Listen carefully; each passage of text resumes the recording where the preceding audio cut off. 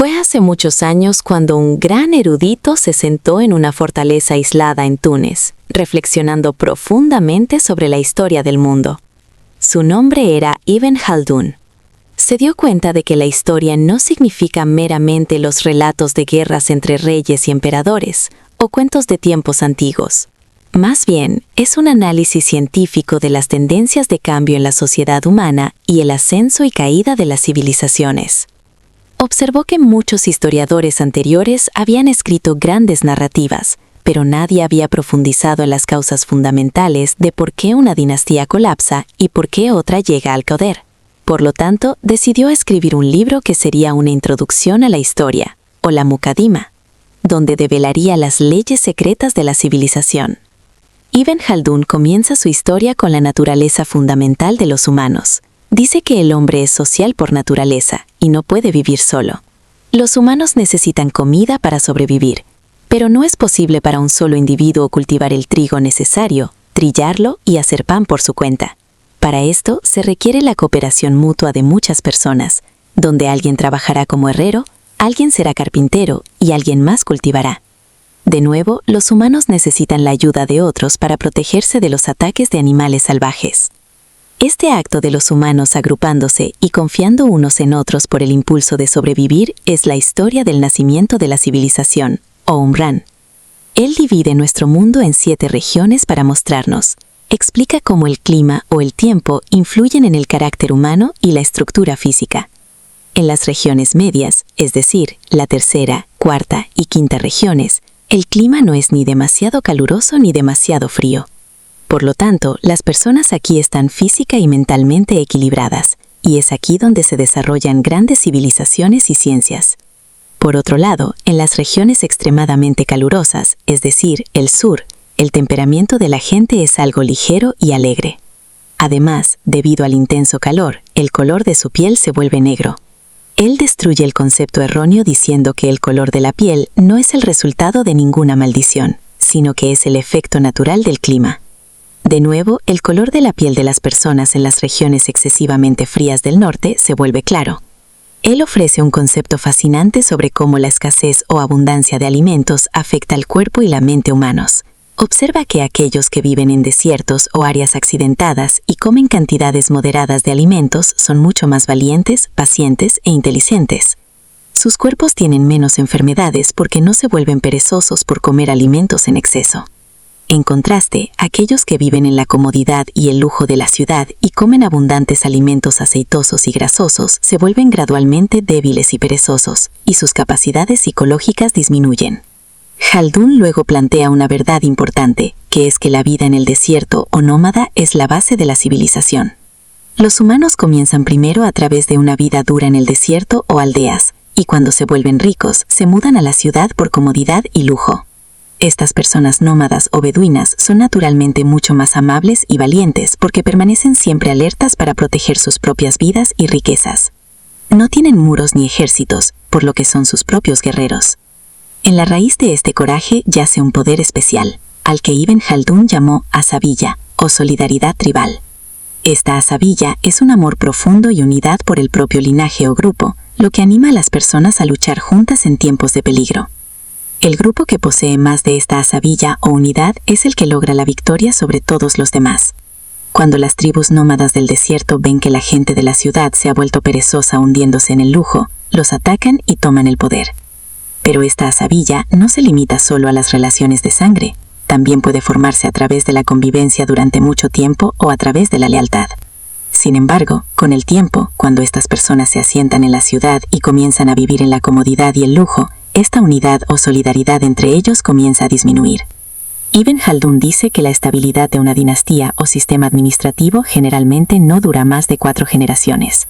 La primera generación sigue siendo trabajadora y valiente, y conquista el poder. La segunda generación comienza a disfrutar de ese poder, pero no olvida la importancia del trabajo duro. La tercera generación se hunde completamente en el lujo y se vuelve dependiente de los demás. Y la cuarta generación viene y destruye todo. El objetivo final de este poder gobernante o autoridad real es establecer un control total. Cuando un líder gana autoridad total sobre su grupo, quiere salir victorioso sobre todos los otros grupos también. Así es como se construyen grandes reinos. Sin embargo, lo interesante es que cuando los árabes permanecen en su carácter nómada natural, pueden conquistar muy fácilmente grandes áreas porque pueden moverse de un lugar a otro como una tormenta. Pero su sistema administrativo se vuelve fuerte solo cuando recibe el toque de la religión. La religión elimina los celos y la arrogancia del interior de los humanos y ayuda a todos a trabajar por un solo propósito. Como resultado, se vuelven imparables. Ibn Khaldun explica además que cuando una nueva dinastía llega al poder, inicialmente no imponen demasiados impuestos o rentas a los súbditos. Dado que los impuestos son bajos, el entusiasmo de la gente por el trabajo aumenta y el país se desarrolla gradualmente. Pero cuando los gobernantes flotan en el lujo, necesitan mucho dinero. Entonces aumentan los impuestos e imponen varios tipos de impuestos a los empresarios. Bajo la presión de estos impuestos excesivos, los empresarios se desaniman y la civilización colapsa gradualmente. Según Ibn Khaldun, la injusticia y la opresión son las causas principales de la destrucción de la civilización. Cuando se le quita la riqueza a la gente o se les hace trabajar sin remuneración, ya no quieren trabajar, y como resultado, todo el país se empobrece. Hablando sobre la vida en la ciudad, dice que cuando una ciudad crece, se produce allí una división del trabajo. Alguien teje telas, alguien cocina, alguien se convierte en arquitecto. Cuanto mayor es la población de la ciudad, más aumenta la demanda, y también aumenta la producción de riqueza. Sin embargo, el lujo excesivo hace que los habitantes de la ciudad sean moralmente corruptos.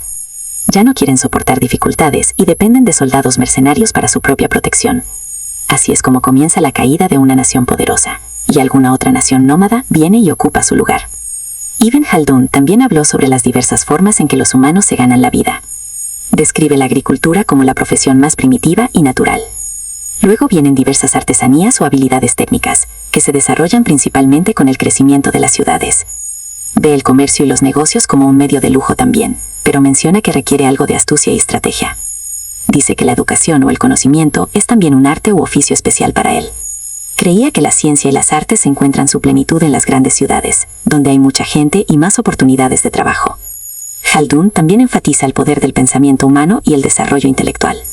Dice que la principal diferencia entre los humanos y los animales es la capacidad del hombre para pensar. Usando este poder de pensamiento, el hombre crea las herramientas para su sustento, construye la sociedad e intenta conocer lo desconocido. Describe 3 niveles de conocimiento. El primero es el conocimiento general para entender el mundo alrededor. El segundo es el conocimiento práctico para llevarse bien con la sociedad y la gente. Y el tercero es el nivel más alto de conocimiento teórico o espiritual. Según él, leer libros por sí solo no es suficiente para adquirir conocimiento. Más bien, viajar a diferentes países y asociarse con estudiosos experimentados es extremadamente urgente. Llegando a la etapa final de su profunda discusión, Ibn Khaldun comienza a hablar sobre la clave principal de la superioridad humana. Dice que la única razón por la que los humanos son diferentes de todos los otros animales es su capacidad para pensar. A través de este poder de pensamiento, los humanos ganan su sustento, cooperan entre sí e intentan reconocer a Alá Todopoderoso. Este proceso de los humanos adquiriendo conocimiento no se creó en un día. Más bien, es el resultado de una larga continuidad. Divide el nivel intelectual humano en 3 partes. La primera es la presencia de ánimo para hacer el trabajo necesario. La segunda es el conocimiento adquirido de la experiencia de vivir con la sociedad y la gente. Y la tercera es la capacidad de buscar la verdad superior. Khaldun luego discute el vasto mundo del conocimiento, el cual divide en 2 partes. La primera es el conocimiento tradicional o religioso, que los humanos reciben de los predecesores, como el Sagrado Corán, los hadices y las leyes islámicas. La segunda es la ciencia basada en la lógica o filosófica, que los humanos pueden entender a través de su propio intelecto y lógica. Dice que en la civilización islámica, la práctica de estos 2 tipos de conocimiento alcanzó una vez su punto máximo. Pero con el tiempo, cuando la civilización comienza a debilitarse, la práctica de este conocimiento también comienza a disminuir. Él da una sugerencia innovadora con respecto al método de educación. Dice que al enseñar a los estudiantes, uno debe ser paciente y proceder gradualmente de lo fácil a lo difícil. Si un maestro presenta temas difíciles a los estudiantes justo al principio, pierden el interés y comienzan a pensar en el estudio como algo tan difícil como una montaña. Habla de 3 repeticiones en este proceso. La primera vez para exponer brevemente el tema principal, la segunda vez para discutir en detalle, y la tercera vez para eliminar todas las complejidades. Ibn Khaldun advierte específicamente que infligir una severidad excesiva o castigo físico a los estudiantes es extremadamente perjudicial. Observa que los estudiantes a quienes se les enseña mediante golpes o intimidación se vuelven perezosos, aprenden a mentir y su coraje interior y entusiasmo por el trabajo se destruyen. Esto es destructivo no solo para un individuo, sino para toda la sociedad. Dice que la educación debe ser agradable e inspiradora. También expresa preocupación por el aumento en el número de libros y la tendencia a leer resúmenes o compendios.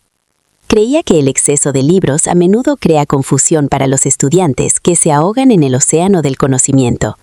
De nuevo, aquellos que quieren convertirse en grandes eruditos leyendo notas muy cortas, en realidad no entienden la profundidad del tema. Según él, para ser un verdadero erudito, es esencial adquirir conocimiento detallado de fuentes originales y permanecer en compañía de maestros experimentados. Con respecto a la importancia del lenguaje, Ibn Khaldun dice de el lenguaje no es meramente un medio para hablar, es un hábito o habilidad adquirida.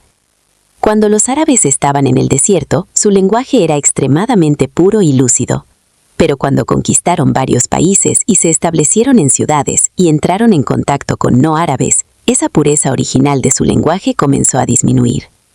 Dice que este cambio allanó el camino para la creación de la gramática o sintaxis, para que los significados originales del Sagrado Corán y los hadices permanezcan preservados. Luego discute algunos aspectos psicológicos de los humanos como la magia y la alquimia, o la ciencia de hacer oro. Prueba a través de la lógica que es imposible crear oro artificialmente a partir de metales ordinarios. Califica esto como un tipo de engaño o ilusión que induce a error a las personas perezosas.